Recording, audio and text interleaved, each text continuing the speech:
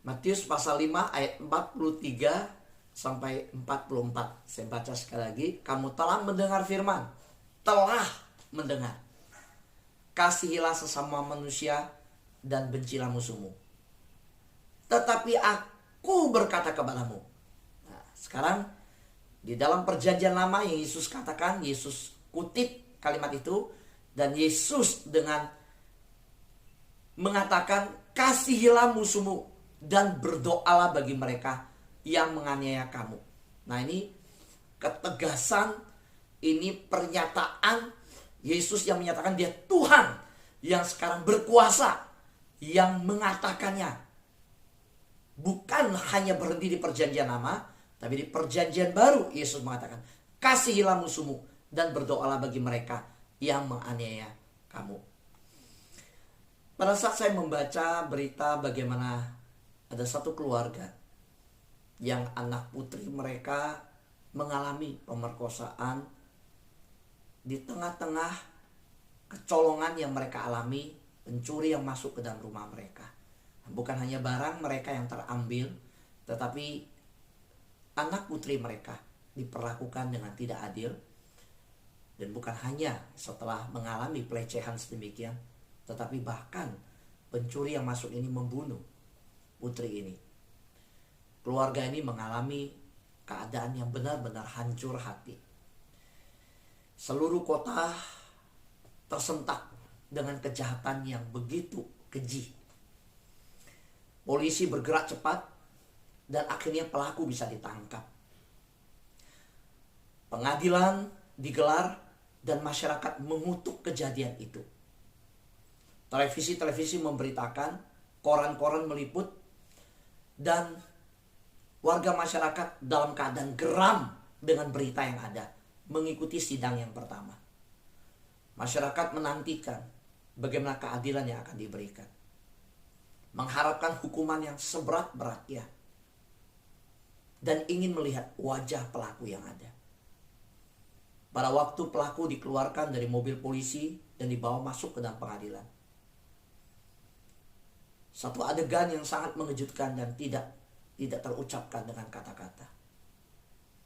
Sang ibu yang menangis dengan histeris, begitu sedih melihat pelaku ketika dibawa masuk ke dalam pengadilan. Tiba-tiba keluarga ini mengejutkan seluruh kota. Karena televisi menyorot berita ini menjadi berita yang sudah dikonsumsi oleh seluruh masyarakat.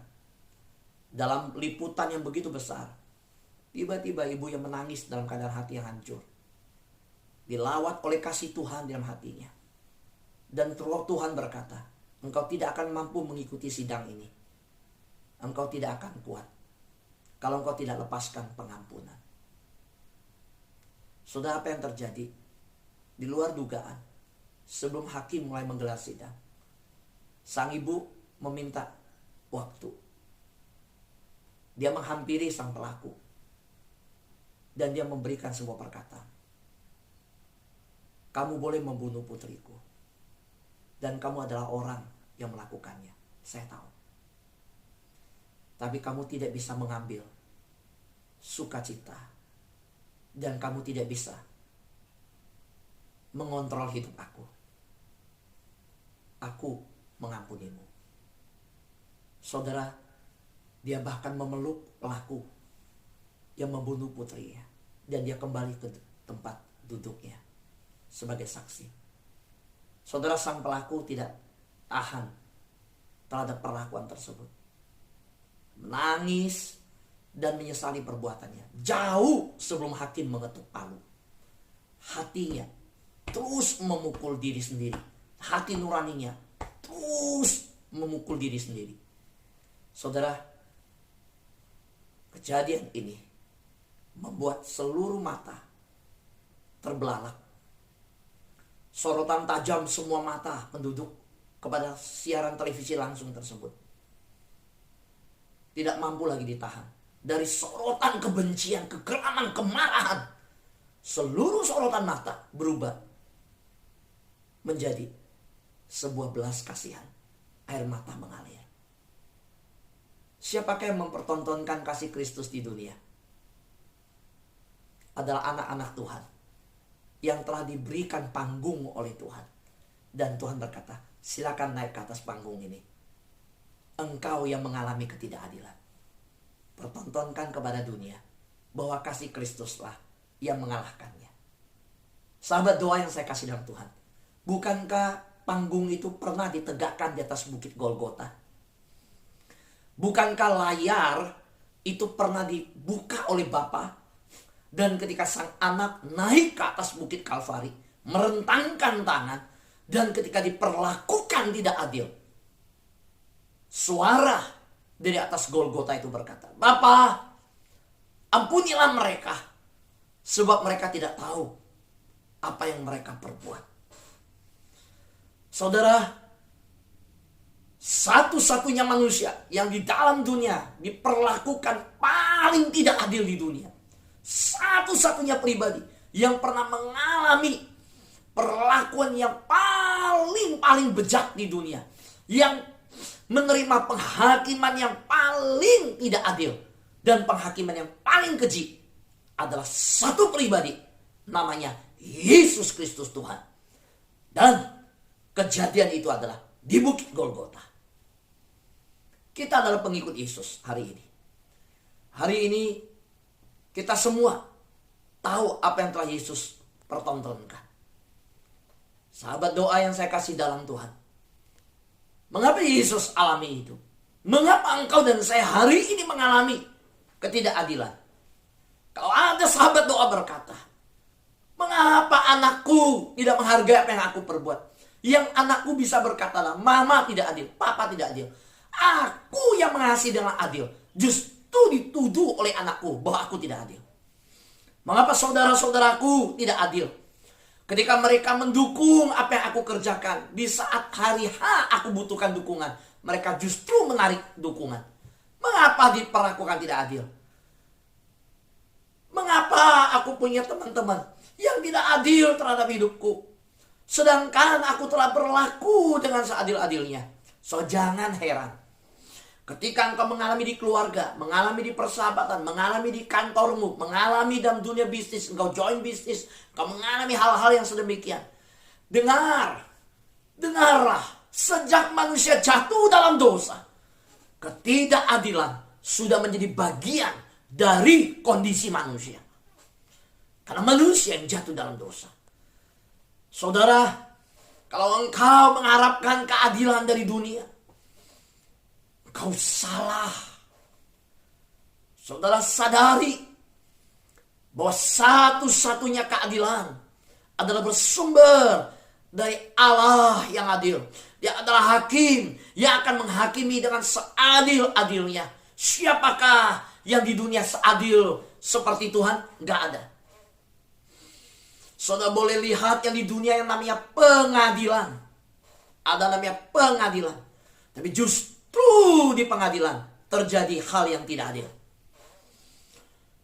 Mengapa terjadi demikian? Engkau bertanya, kok bisa? Saya mau katakan, karena manusia sudah jatuh dalam dosa. Dan dunia telah tercemar oleh dosa.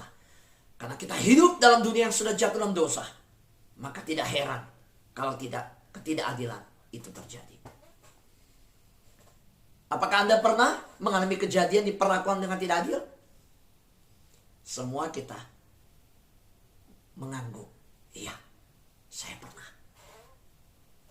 Ya. Seperti yang kita lihat, seseorang yang punya beban berat, yang dia sudah bekerja keras, dia sudah memikul tanggung jawab, dia melakukan semuanya, masih ditambahkan lagi oleh dengan beban yang orang itu nggak pegang apa-apa. Saya mungkin mengalami, ya Pak Fu, saya pernah alami. Yang harusnya bertanggung jawab, justru nggak bertanggung jawab. Justru yang bertanggung jawab, yang dia bertanggung jawab, justru meminta yang nggak bertanggung jawab untuk bertanggung jawab. Saya pernah Pak Fu. Saudara, dengan lucu saya pernah mendengar sebuah meeting yang dimana dikeluhkan oleh pelayan Tuhan. Aduh Pak Fu, kita meeting Dia bertanggung jawab di bidangnya dia. Bidangnya dia nggak kerjakan. Dia nggak tanggung jawab. Tapi di meeting dia bisa buka suara meminta. Ini bidang ini bagaimana? Coba bidang ini bagaimana? Yang dia nggak kerjakan. Ketika orang minta dan bertanya di bidangnya dia bisa marah. Tetapi bidang orang lain dia bisa minta dipertanggungjawabkan. Dia bisa meminta pertanggungjawaban bidang lain.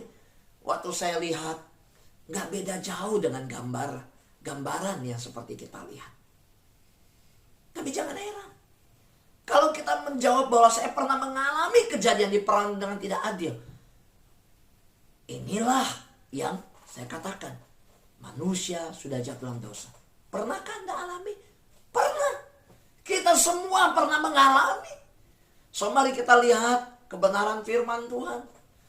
Bahwa Daud yang diminta oleh ayahnya mengantar makanan ke kakak-kakaknya adalah seorang anak muda, seorang adik yang bukan karena keinginannya pergi ke medan perang. Tetapi disuruh oleh ayah mengantarkan. Tapi pada waktu Daud melihat Goliat yang mengejek-mejek tentara Allah, Daud terpanggil dalam panggilan yang ada. Tapi sang kakak berkata, "Buat apa kamu kesini? Kamu mau lihat-lihat ya?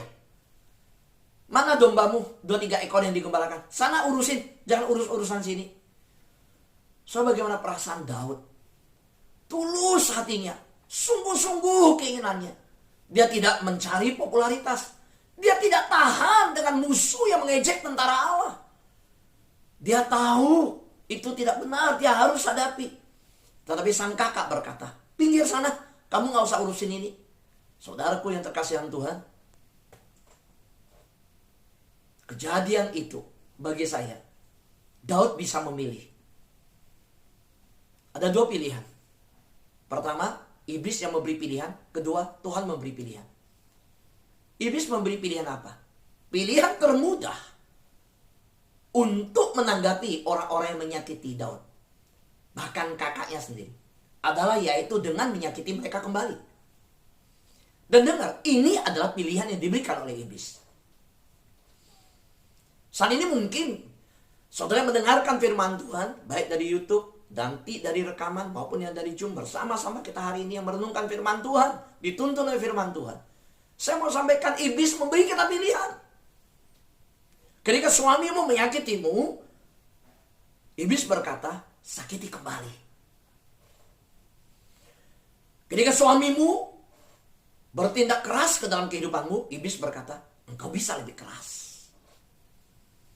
Ketika orang tuamu, engkau sebagai anak, engkau menerima perlakuan orang tuamu yang begitu menyakitkan hatimu, yang tidak memahami dirimu, iblis berkata, gak usah sekolah, udah coba berhenti sekolah.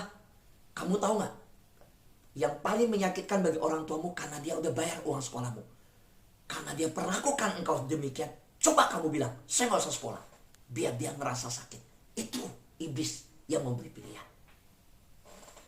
Pilihan termudah yang saya lihat, yang disodorkan iblis adalah, balaslah orang menyakiti Anda dengan sakiti mereka kembali. Dengar, ini adalah pilihan yang termudah. Tapi saudara tahu, Tuhan memberikan pilihan apa? Tuhan memberikan pilihan, kasihilah musuhmu, berdoalah bagi mereka yang menganiaya kamu. Siapa papamu? Dia bukan musuhmu, dia papamu. Hai anak-anak muda, papamu, apakah kau jadikan musuhmu? Oke, kalau hari ini kau berkata, papaku udah seperti musuhku, aku punya ide bisnis seperti ini, dia pasti tidak setuju. Dia minta aku bantu dalam bisnisnya dia. Aku punya ide begini, pasti dipatahin papaku. Udahlah, saya nggak usah kerjakan. Buat apa kerja sama papa demikian? Nggak pernah dukung anak sendiri, yang ada menyakiti anak sendiri. Kamu doakan anakmu? Kamu doakan papamu? Engkau berkata papamu menyakiti, tidak pernah terima ide bisnismu, padahal papamu tidak tidak memberikan engkau bisnis yang lain, suruh engkau bantu, sudah minta engkau bantu, tetapi tidak pernah mendukung idemu untuk membangun bisnis yang ada. Engkau lulusan dari sekolah dengan begitu bergairah, engkau mau ubah brand, engkau mau meningkatkan, tapi papamu tidak memahami, lalu engkau marah, engkau mau menyakiti. Jangan. Doakan papamu, kasihi papamu, dan engkau lihat bagaimana Tuhan akan mengubah papamu yang tidak menerima, mungkin mamamu yang tidak menerima. Tuhan akan membuka hati dan pikirannya, mulai memahami dirimu. Saudara, kita tidak berkuasa untuk mengubah orang yang menyakiti kita.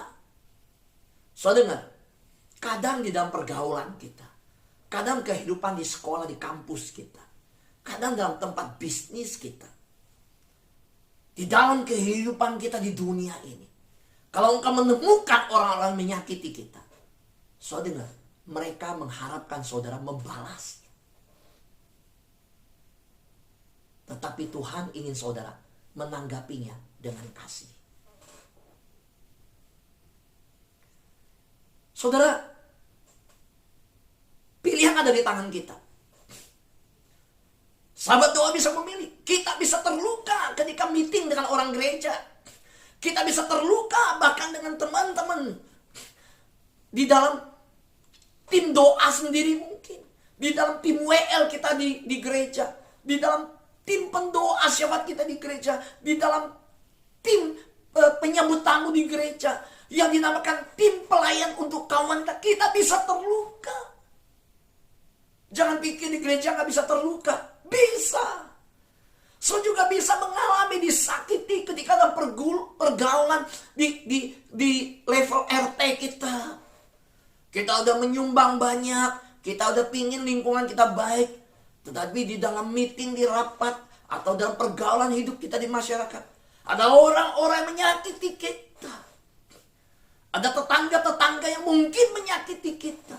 Dan dengar, ketika mereka menyakiti kita,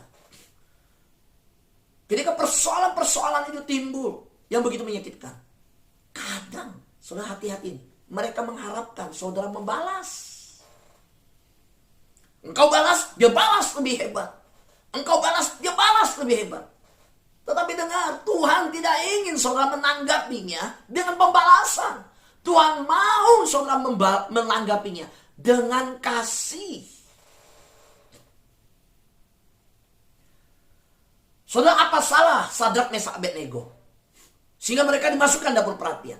Tapi ketika mereka meraih kemenangan, mereka keluar dari dapur api. Apakah mereka berkata, nah lo, lihat Tuhanku, kamu ini, ayo raja hukum, mereka lempar ke api semuanya.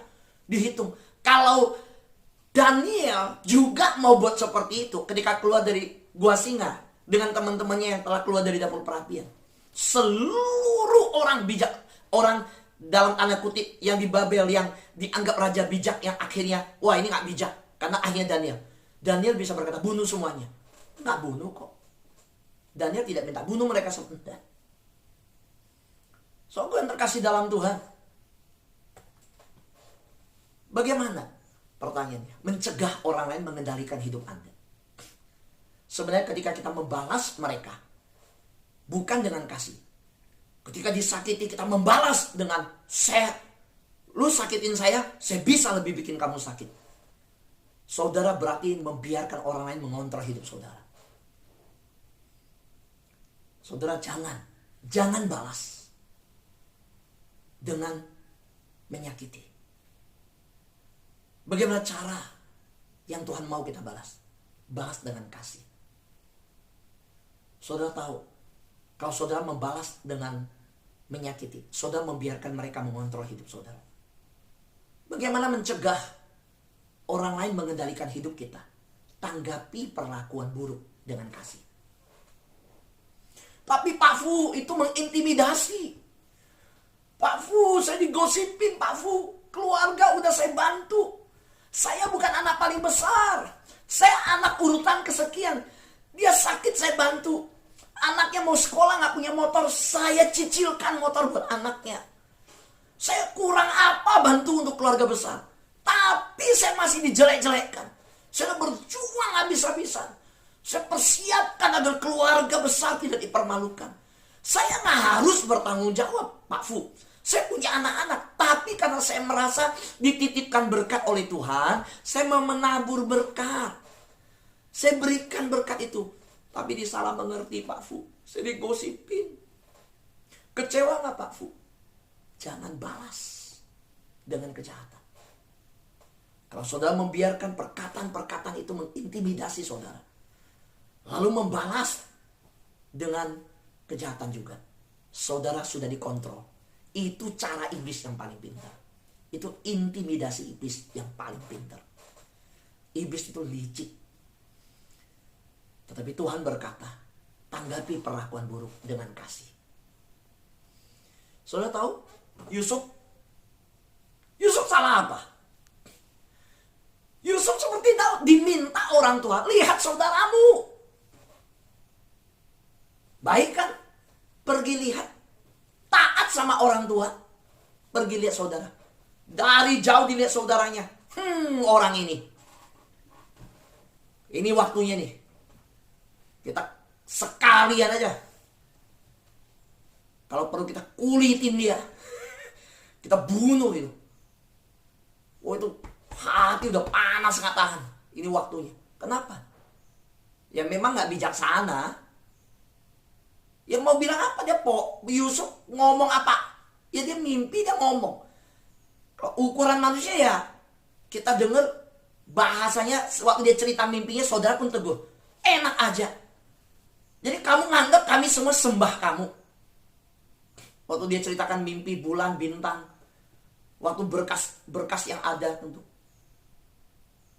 Tapi itu cara Tuhan yang mengizinkan. Gimana dengan keadaan yang ada? Wah, kita gak pernah tahu sejarahnya Tuhan. Gara-gara ceritanya, bicaranya seperti itu, dia dibenci sama saudaranya. Akhirnya dimasukkan ke dalam sumur. Awalnya mau dibunuh, dicegah. Benyamin bilang jangan. Lalu ditarik dari sumur, dijual. Saudara, kalau Yusuf mau sakit hati, sangat sakit. Dia nggak tahu bahasa Mesir, dia nggak punya uang 1 sen pun di kantong. Bajunya ada cuma baju yang ini. Dia nggak ngerti budaya di sana. Umurnya ketika saya pelajari itu masih sangat muda, sekitar 17 tahun. Saudara, seorang anak yang disayang papa, yang tidak pernah pergi jauh dari rumah, tiba-tiba dibuang. Dan yang buang bukan orang lain. Yang mengkhianati bukan orang lain. Yang diperlakukan dengan begitu keji dan kejam bukan orang luar, bukan tetangga, orang yang paling dekat. Sakit gak? Kalau mau dibilang sakit, sakitnya double. Tapi tahu apa yang terjadi? Yusuf marah? Enggak. Kalau Yusuf terus berjuang bekerja di penjara, hanya cuma buat balas dendam. Pokoknya saya harus bekerja giat. Pokoknya saya harus bekerja rajin di istana. Saya harus ini. Supaya ketika jadi, saya pimpin bangsa Mesir. Saya serang kembali keluarga, saudaraku semua itu. Enggak. Kalau Yusuf dengan motivasi yang membakar dia dalam melayani raja dan itu, ada motivasi balas dendam, nggak bakal bisa Tuhan promosikan. Nggak mungkin. Tapi kita lihat, waktu saudaranya datang, setelah terbongkar semua, dia berkata, aku Yusuf. Wah saudara, orang dia nggak ada motivasi apa, dia tulus, aku Yusuf. Yang dengar kata itu saudara kaget semua. Mati loh, habis kita dibalas. Apakah Yusuf balas? Enggak. Yusuf menangis, kangen sama mereka. Dan bahkan Yusuf bilang, emang aku Tuhan membalas kamu? Yusuf ngomong, kamu memang rancangan yang jahat, tapi Tuhan merancangkan kebaikan. Saudaraku yang terkasih dalam Tuhan, seorang yang bernama Booker T. Washington berkata, saya tidak akan pernah membiarkan orang lain mengendalikan hidup saya dengan membiarkan dia membuat saya membenci dia. Oh, waktu saya ketemu kalimat yang dituliskan, saya kutip kalimat ini, saya sangat diberkati. Saudara, yuk baca kalimat ini di tempat kita masing-masing. Perkatakan di rumah kita masing-masing. 1, 2, 3. Saya tidak akan pernah membiarkan orang lain mengendalikan hidup saya dengan membiarkan dia membuat saya membencinya. Saudara tidak dapat, ingat, saudara tidak dapat mengontrol orang lain supaya memperlakukan saudara dengan adil. Ingat ini dulu ya. Ingat slide yang pertama, manusia sudah jatuh dalam dosa. Manusia terkontaminasi dosa. Dunia udah tercemar oleh dosa. Refleks kedagingan adalah penghakiman, ketidakadilan, kebencian, kemarahan. Tuhan bilang, kemarahan manusia tidak pernah mengerjakan kebenaran di hadapan Allah. Nah, saudara tidak bisa mengontrol orang lain untuk tidak marah sama saudara, untuk tidak salah terhadap saudara, tidak menghakimi saudara, tidak berbuat tidak adil. Saudara jangan harapin itu. Saudara nggak bisa mengontrol. Ya, tetapi saudara dapat mengontrol diri sendiri untuk berespon terhadap perlakuan tidak adil terhadap diri saudara. So, jangan harap keluarga Anda ketika engkau berbuat baik pasti akan berbuat. Nah, belum tentu. Mungkin kau diusir keluar dari rumah. Bisa jadi. Engkau pernah mungkin dia mengalami bagaimana engkau join, engkau bantu bisnisnya dia, motivasi engkau menabur berkat dalam bisnisnya dia, tapi ketika dia berhasil engkau ditendang. Bisa. Engkau nggak bisa ngontrol. Tetapi dengar, saudara bisa mengontrol respon saudara terhadap perlakuan tidak adil tersebut. Respon saudara mau apa? Saudara mau memilih pilihan yang disodorkan iblis atau pilihan yang disodorkan Tuhan? Kalau Tuhan memberikan pilihan, ampuni, doakan. Jadi saudara menanggapi pelaku dengan kasih. Menanggapi orang-orang yang tidak adil terhadap kita dengan kasih. Bukan berarti saudara terus membiarkan dia tidak adil. Enggak. Tetapi itu urusan dia sama Tuhan. Biarkan dia sama Tuhan. Bagian kita adalah doakan aja. Ampuni aja. Jadi saudara jangan begini. Ya nggak bisa dong. Kalau dia begitu nanti dia sama orang lain gimana? Saya harus hentikan dia. Udah tenang aja. Emang Tuhan gak bisa pakai orang lain? Tuhan gak bisa pakai segala cara bicara bagi hidupnya? Tuhan bisa. Selidiki hati kita dulu. Waktu kita berkata, gak bisa, saya harus hentikan dia. Saya harus balas. Jangan-jangan saudara bukan mau menyadarkan dia ketika membalas. Tapi saudara pingin nyakitin dia kembali. Jangan saudara. Jangan pakai bahasa, oh gak bisa, dia udah buat gak adil, saya harus turun tangan. Kalau biarin dia begini, saya enggak usah. Saudara manusia yang jatuh dalam dosa juga. Belum tentu saudara bisa adil juga. Doa aja sama Tuhan. Bicara sama Tuhan.